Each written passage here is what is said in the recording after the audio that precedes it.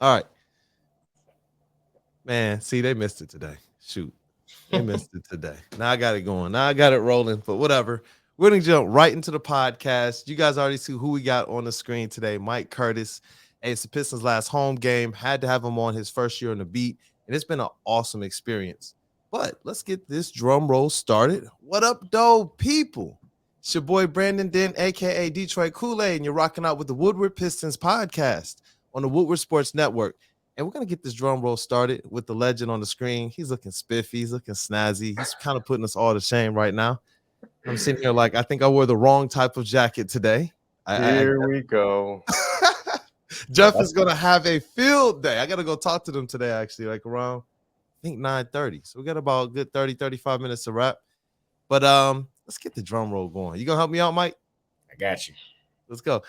Hey yo, welcome and shout out to the legend Detroit News Rod Beard. Brother, how's it going? It is going. I got some things to do today. That's why I just got the jacket on. That's all. Mike. Yeah, first let me introduce Mike, but Mike Curtis, Detroit News Pistons Beat Writer. How you doing, man? Doing good, man. It's the last home game of the regular season. It feels like it was just October 19th yesterday.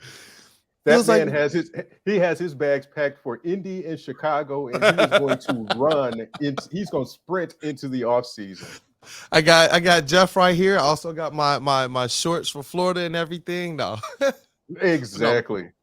Mike, man, it's been definitely a pleasure to kind of see you out there on the beat this year, to follow your content and the growth. I know we started the season kind of on this show saying, hey, we don't know what to expect, but it's going to be a heck of a ride and that you were looking forward to it. And I just want to make sure I tip the cap and commend you on the season this year, man. It's been awesome to see your growth.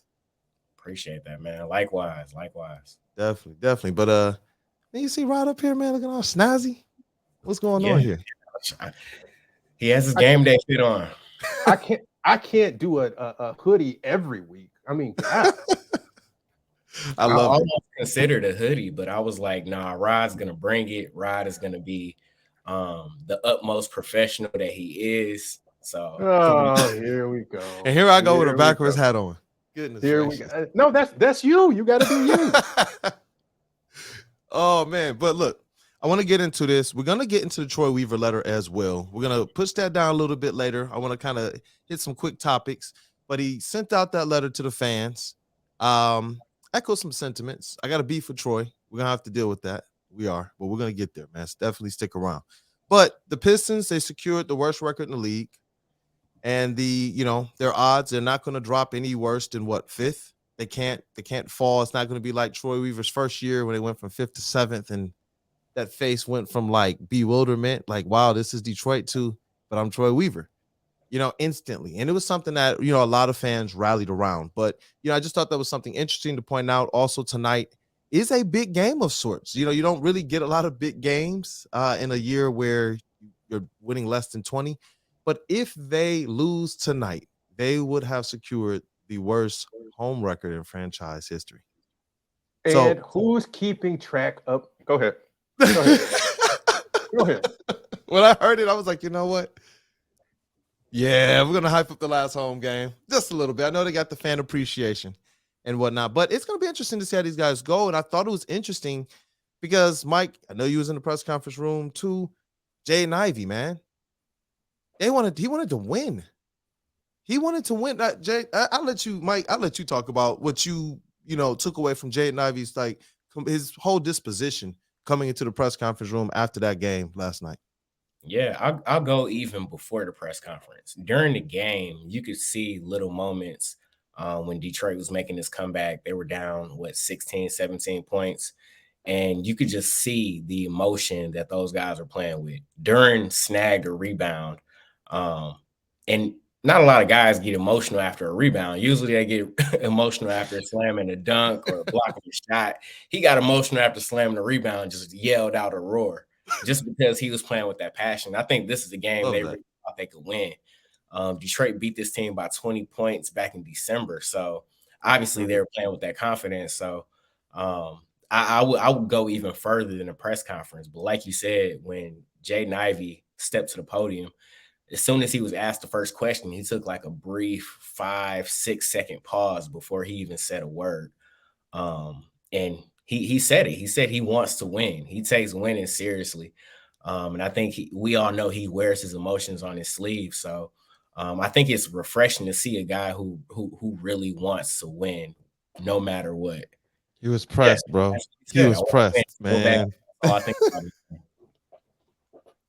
Goodness, he was pressed. But it was interesting, and it was not interesting. I think it's awesome to see that they still care, that they're still fighting. I know Killian Hayes, after that Orlando Magic game, it didn't click right away, but that was probably the most aggressive like comments that I've heard from Killian Hayes all year. I mean, like really like, nah, bro, they're not better than us. They're not 26 points better than us. We not. I'm like, oh. And then I remembered, Orlando Magic. That was the Killian Hayes, when he got suspended game. And it just hit. And Casey, his comments just continue to say, no, we're coaching this thing to play all 82 games. And he said these guys are playing against teams fighting for their playoff lives. The Heat are still fighting for play-in playoff positioning right now. The Nets are going to be fighting for play-in positioning right now. Get these young guys the opportunity and experience in a moment like this. And you saw it. Last night's loss wasn't necessarily on what they didn't do right, but what a playoff team showed how to be. And I think that Jayden Ivey and these guys learned just a little bit. You hope they take away from the fact that Jimmy Butler was a possum the whole game, bro. And then absolutely did what those types of players do. And you want your guys to learn in those types of pressure situations or moments when it's not going to cost your team too much, Rod, and what any takeaways from Jayden Ivey, from this team's disposition, from them trying to win this big game tonight? Shout out to Bob Wojnarowski. Yeah, but I think it's the frustration of knowing where they wanted this season to go, where they thought this season could go, and where it is ending up. That it's not just going to be a losing season. And I joke about who's keeping track of the losses. They're keeping track of the losses. Most of these guys have played their entire high school, college careers on winning teams, and they haven't been at the bottom of that. So this is a different experience for them to have to go through it this way. But it's one thing if you have all of your people and you're just not good enough to compete. It's another thing when Cade's not there, when Boyan's not there, when you're playing shorthanded and you still have to go out there and do it every night.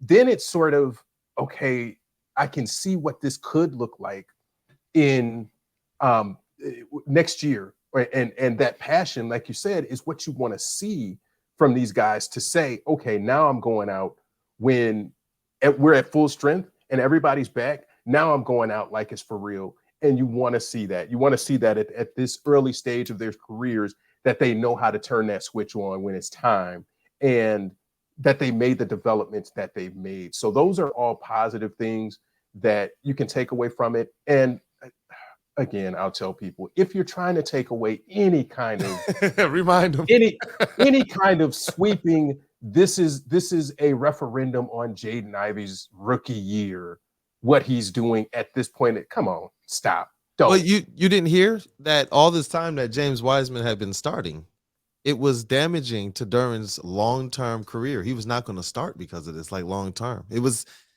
you didn't hear? Who said it? Why are they saying it?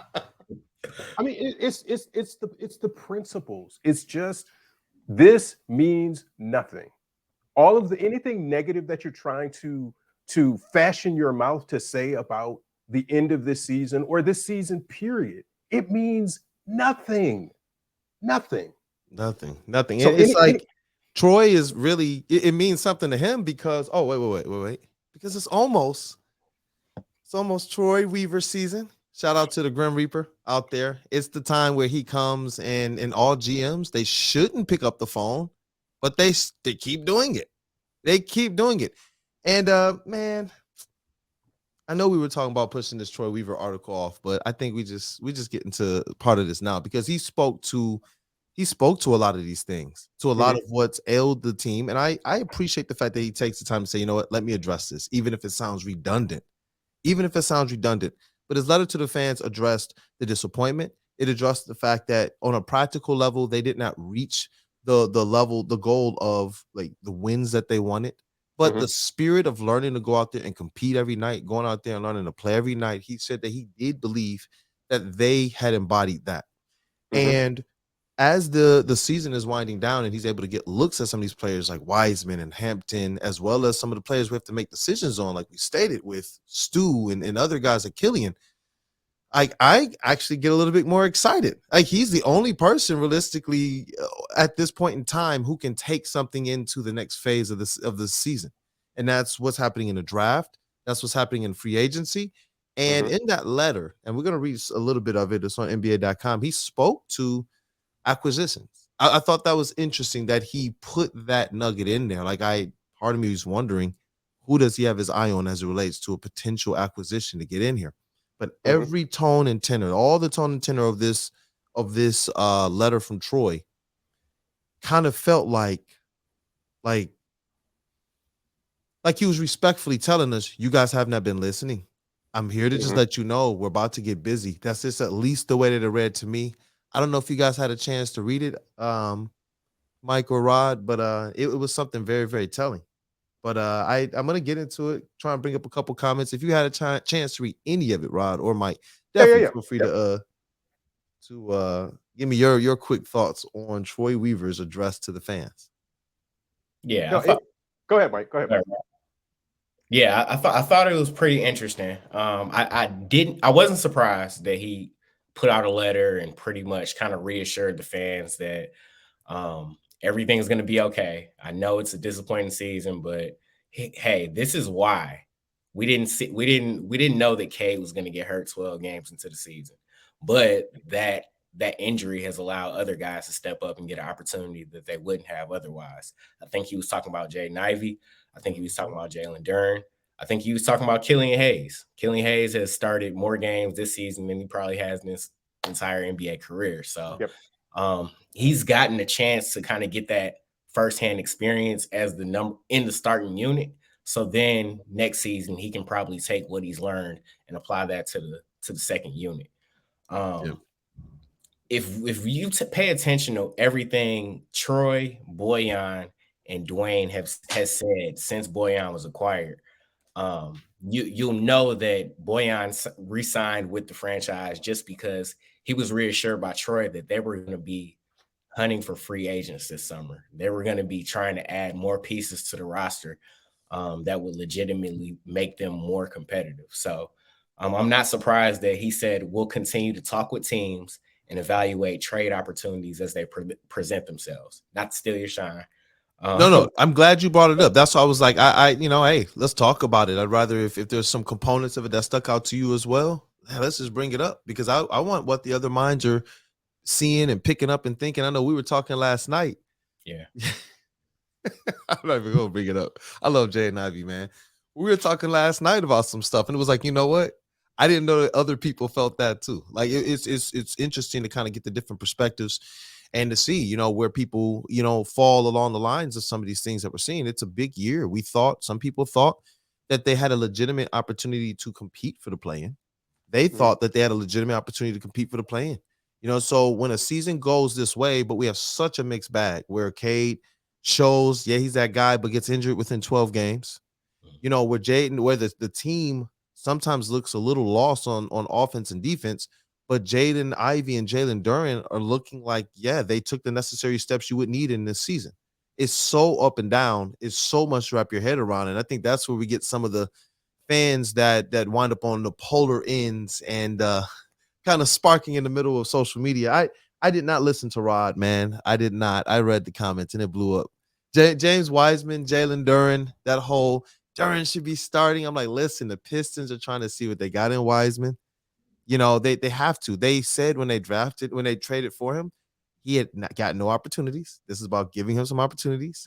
Kind of know, hey, in case he put that in print, that Duren has hit the marks. And in the beginning of the season, he said, these are the things we want to see from Duren to get on the court. Everything else, that'll come later when he can put hours in the gym. Man. I should have stayed out the comments, Rod. But I feel like when I go through this article with everything that we've talked about all season and everything we've heard from the team, that, my beef with Troy is that I feel like we got to sue him for some plagiarism, man. Everything in the article, it kind of read out to what we have been picking up all year with this team. And I think the most important thing to take away from that article is that Troy really is disappointed in this year. They put in print. I don't think that speak at the beginning of the season was just like, oh, we want to compete just to try and sell tickets. I don't think that this was just, oh, we wanted these young players. When you see their face, and we talked about this all year, like, man, my perspective this year on the beat, you see them, you hear them, you see them like hitting stuff. You see before the cameras are rolling, you see this stuff. You see them walking down the tunnel. You see them walking back. You see them with their head down. Like, this is affecting them, man. It's really, really affecting them. But one of the things that I wanted to talk about in this article was, and this is paragraph, third one from the bottom on NBA.com, the Troy Weaver letter to the fans. He said, overall, our players have overwhelmingly embraced the core principle of going to work and competing every night. We are in an excellent spot to upgrade, and this is kind of what you were speaking to, Mike, and what Boyan was speaking to with Hoops Hype. We are in an excellent spot to upgrade our roster this offseason. We've positioned ourselves for another high draft choice in this year's draft, and we have favorable salary cap position, and we'll continue to talk with teams and evaluate trade opportunities as they present themselves. And he says, make no mistake, we are all disappointed with our record this season, but are confident that we continue to be on the right path to success. We appreciate your patience, trust, and loyal support as we continue this journey together. You deserve the opportunity to celebrate this team once again as a fixture among the NBA's best, a bedrock of this city and its culture. We are partners with you in building greatness together. And that's what the letter really is about. The aspect of we're partners in this. I don't think that this regime is just trying to build a team just to go out there and win. I feel like this current regime is trying to build a team that really does connect to the previous squads. Those previous squads connected to the city. It wasn't just about basketball and winning, but the overall culture and the character of those players. Yep, and I will go back to, because that last three paragraphs is the meat of this. But to what you just said, I will go back to the second sentence in the first paragraph. I know the history, I know the tradition, and I know the urgency to which our fans want to win and see us move back up the ladder of the NBA's hierarchy. That's the thing to me, because it says, I hear you. I hear, and this is something that was, let me go all the way back. Yeah, talk. I'm listening, bro. when the letter got posted, Mike called me and said, Troy sent this letter out. Is this a big deal? Sort of. And I'm like, nah, because it's everything in here, Brandon, is stuff that you and I have been saying all year. So this doesn't feel like news to me. And it's not the first time a GM or a team president has sent out a letter. We've seen this before.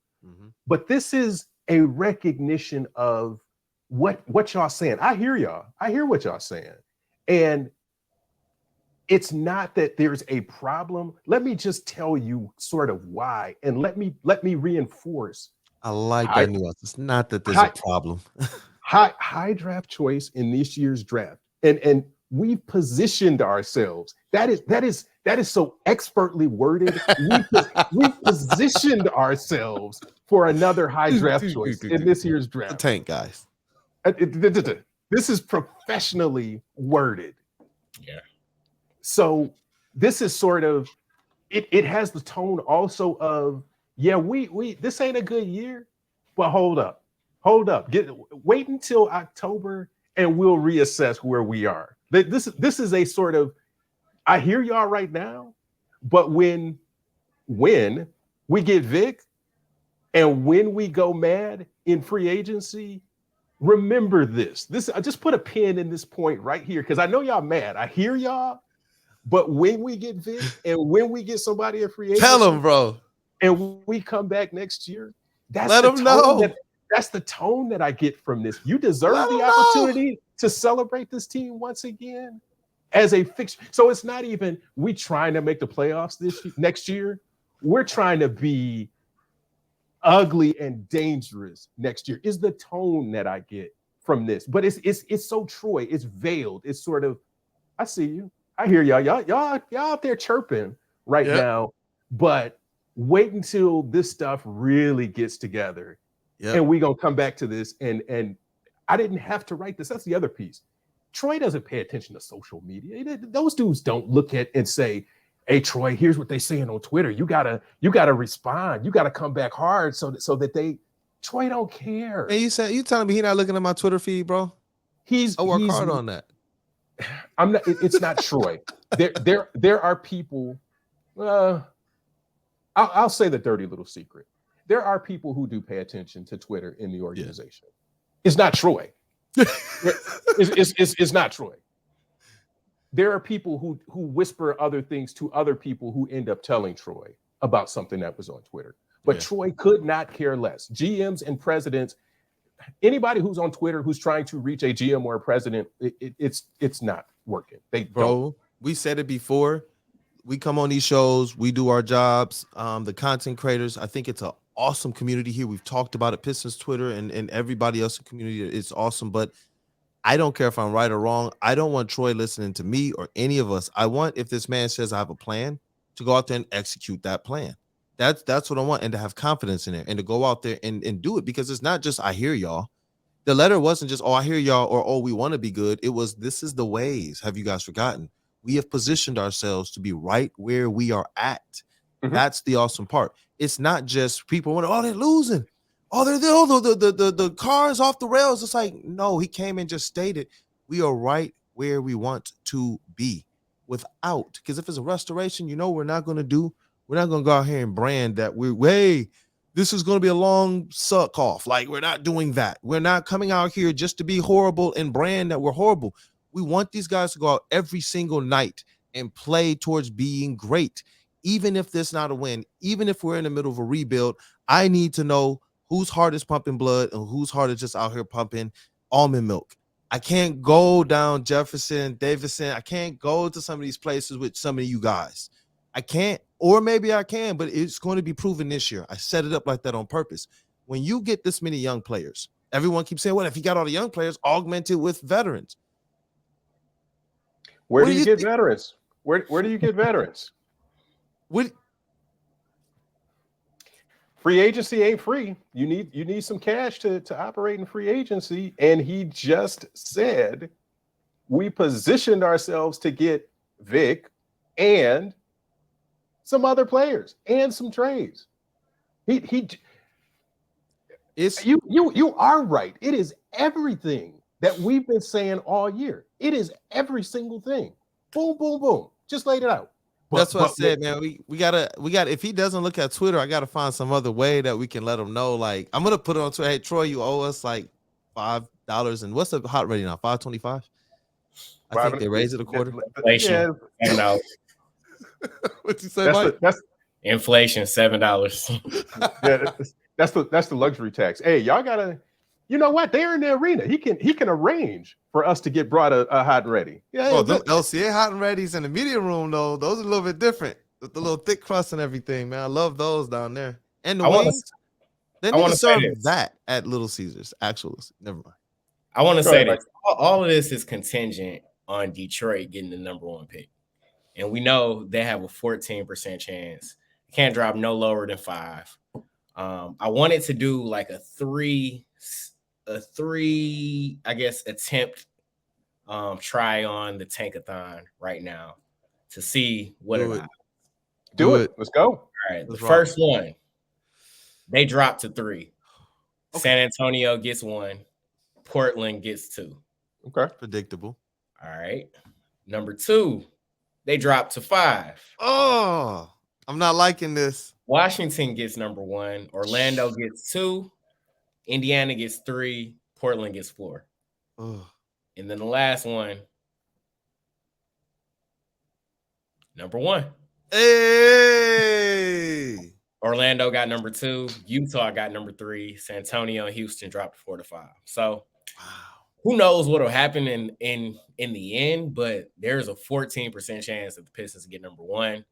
It's not a big chance, but there is a chance. It's one of the best chances. May 16th.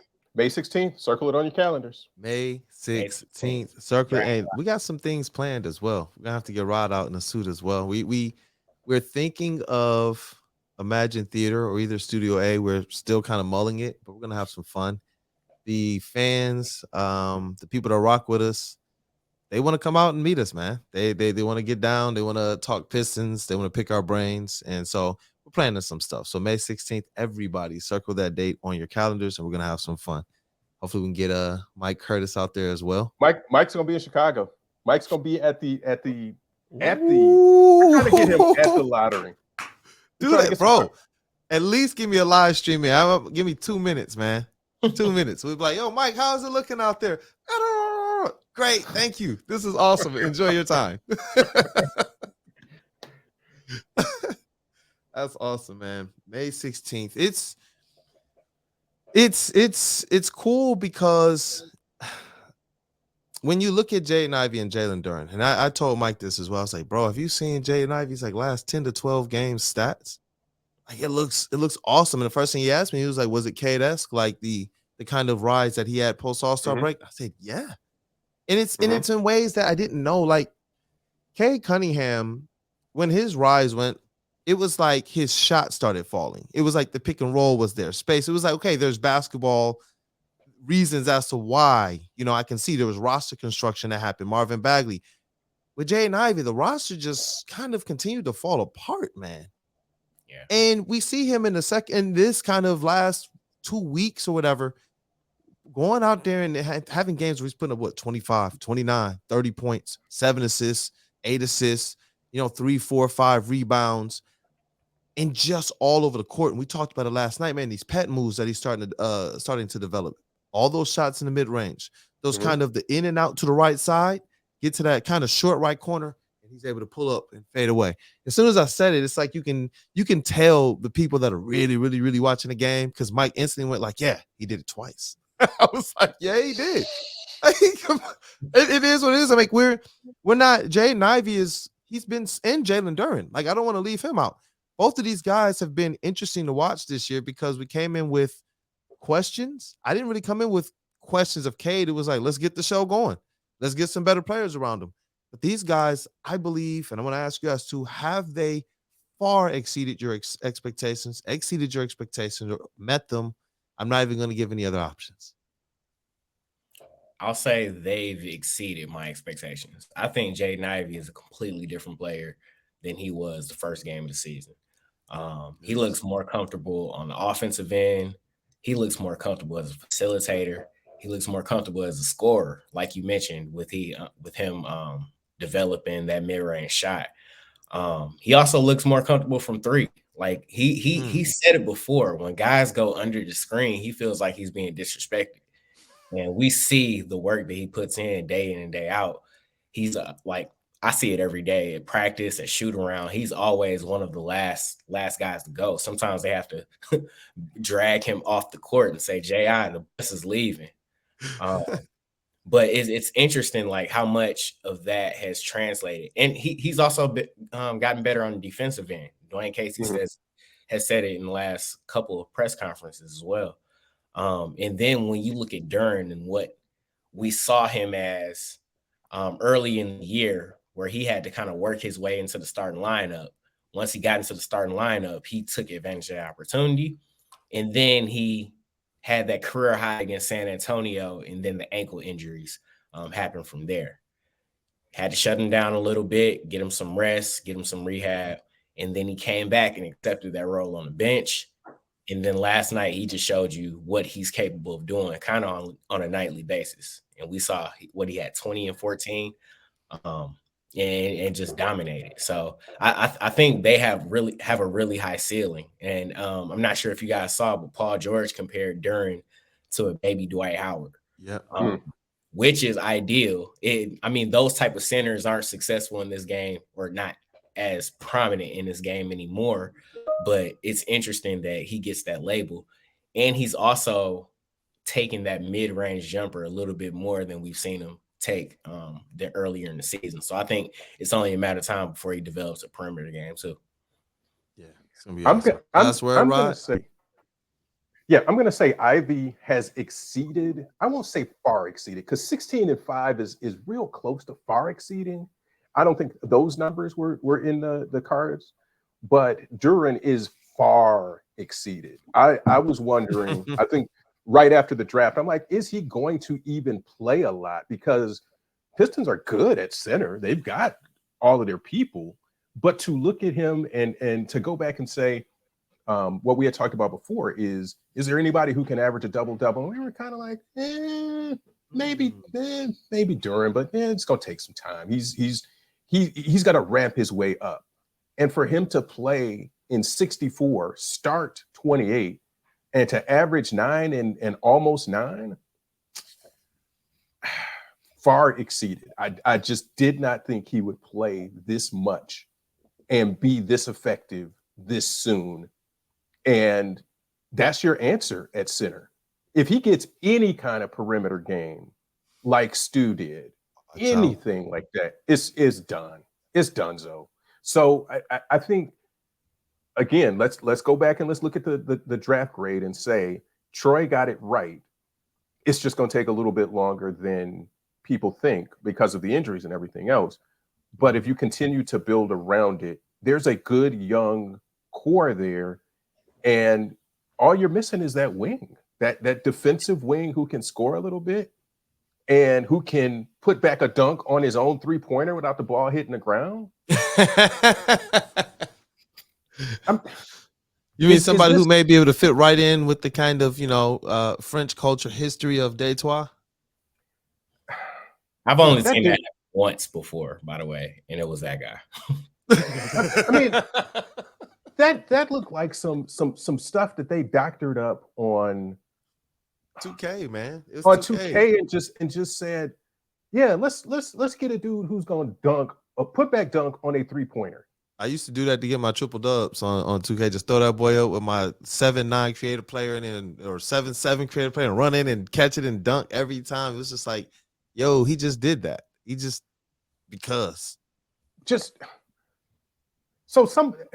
what if Vic turns out to be a mix of like Giannis and KD? What if he becomes that? Yeah. That's, oh my gosh. Yeah, I'm gonna continue this. I'm gonna continue the vibes, the aura.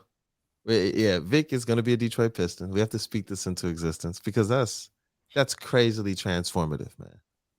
Hey, is that Jeff? Goodness gracious. Is Jeff the backpack today? Yeah, he's right here. I'm about to go actually in about 5 minutes. I'm about to go and speak to him, but for right now, we got Jeff today filling in. Hey, Mike, we've had a whole season full of water bottle Jeff, book bag Jeff. Water bottle Jeff is the best. What happened to Jeff, man? Did he get too good for the show? Listen, man, look. It's his little cart. It drives him around the studios. It brings him. He has like these motorized carts that bring him coffee now. Like, people used to bring it to him, but I guess I wasn't fast enough. So, soon I think it'll be drones. But Jeff, I afraid it's what the Woodward Pistons, platform can do for you. He's just kind of taking off. Hopefully Jeff can come back and do something for us little people one day. All right. We got to be out. Let's rock, man. Look, I'm grateful for you guys being on the pod today. Mike, again, congratulations on year 1. I know tonight's the last home game. Hope to see people out there for fan appreciation. We're going to be getting the concourse action together and trying to get all the fan engagement that we can and just have a lot of fun. Talk about what we want to see this team do in the offseason because that's what's next up for this team. Pretty soon, we're not even going to be thinking about the losses.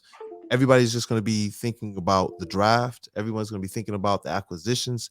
Everyone's going to be sitting around wondering, and I'm not going to be shocked if, and I'll say it again, if Troy Weaver winds up with 2 first-round draft picks this year. I would not be surprised. But this was awesome, guys. Thank you for being here. Hey, Mike, let's get this drum roll going on the way out for Rod Beard. Let's do it.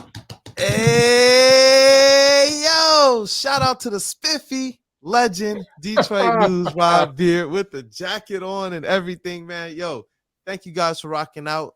Thank you, Mike Curtis of the Detroit News. Pistons Beat Writer. Shout out to Jeff Iafredi on the Morning Woodward show right now, Mr. Everything of Everything. And I got a text too. Sean Murphy from Half Court said, tell Rod he's a beautiful person. So I had to sneak that in there. But hey, look, till next time, you all. All right. Appreciate it, gentlemen. Definitely. Thanks for tapping in, people.